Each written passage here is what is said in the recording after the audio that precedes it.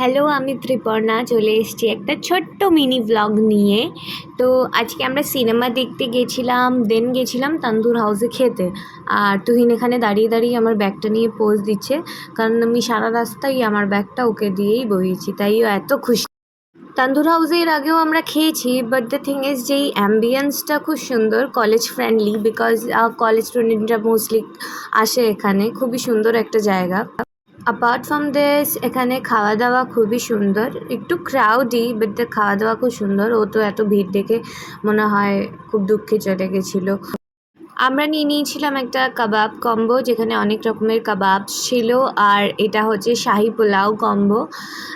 খেতে খুবই সুন্দর, খেতে খুবই ভালো, নিশ্চিন্তে খাওয়া যায়। আর আমি এখানে ফুড ব্লগারদের মতো ভ্লগিং ট্রাই করার চেষ্টা করেছিলাম চাটনি পেঁয়াজ দিয়ে।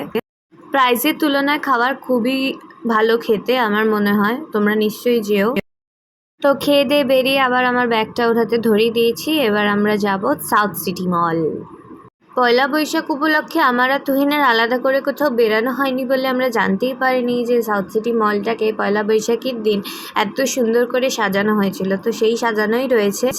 তো বেশ কিছুক্ষণ মলে ঘোরার পর আমরা বাড়ি চলে এসেছি। তো আমাকে প্লিজ সাবস্ক্রাইব করে দিও আর জানিও কেমন লাগলো। টাটা।